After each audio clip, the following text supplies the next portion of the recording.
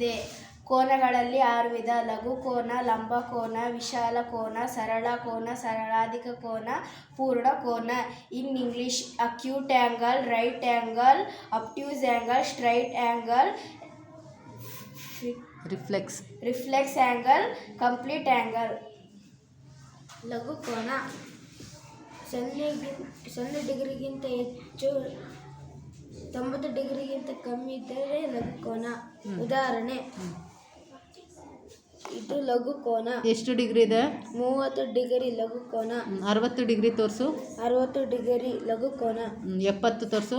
70 degree ಲಘು ಕೋನ. Very good. Next ಲಂಬ ಕೋನ 90 ಡಿಗ್ರಿ. ಅದು ಯಾವ ಶೇಪಲ್ಲಿದೆ?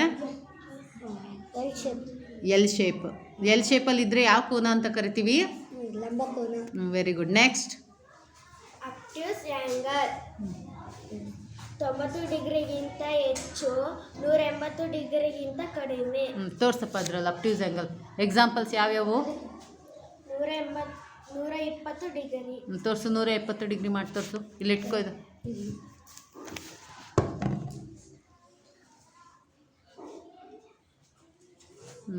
ಒಳಕೋನದ ಮೆಜರ್ಮೆಂಟು 120 ಡಿಗ್ರಿ ಇದೆ ಅಲ್ವಾ?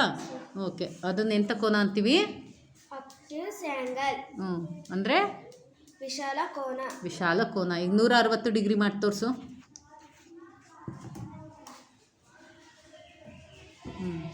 160 ಡಿಗ್ರಿ ಇವೆರಡು ಹಿಂಗೆ ಕೋಯಿನ್ಸೈಡ್ ಆಗಬೇಕು. ಓಕೆ, ಈಗ ಎಷ್ಟು ಡಿಗ್ರಿ ಇದೆ ಒಳಕೋನ ಎಲ್ಲಿದೆ ತೋರಿಸು ಮೆಜರ್ಮೆಂಟು. ಓಕೆ, ಅದೆಷ್ಟು ಡಿಗ್ರಿ ಇದೆ? 160 ಡಿಗ್ರಿ. 160 ಡಿಗ್ರಿ ಇದ್ದರೆ ಯಾವ ಕೋನ? ವಿಶಾಲ ಕೋನ. ಓಕೆ, ಗೋ. ನೆಕ್ಸ್ಟ್ ಸರಳ ಕೋನ ಎಕ್ಸಾಕ್ಟಲ್ 180 ಡಿಗ್ರಿ. 180 ಡಿಗ್ರಿ ಬಂದರೆ ಯಾವ ಕೋನ? ಸರಳ ಕೋನ. ಓಕೆ.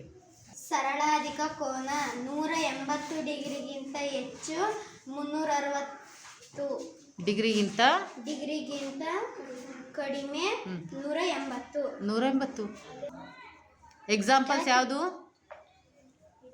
240 ಡಿಗ್ರಿ. ತೋರಿಸ್ಬ ಇಲ್ಲಿ ಎಷ್ಟಿದೆ? 240. 280 ಮಾಡಿ ತೋರಿಸು.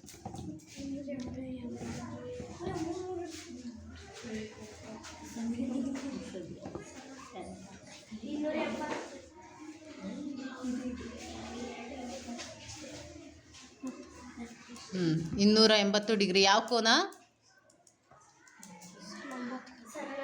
ಸರಳಾಧಿಕ. ಪೂರ್ಣ ಕೋನ 0 ಡಿಗ್ರಿ ಅಥವಾ 360 ಡಿಗ್ರಿ ಪೂರ್ಣ ಕೋನ. ತೋರಿಸು, ಅದ್ರಲ್ಲಿ ಹೆಂಗೆ ತೋರಿಸ್ತೀಯಾ?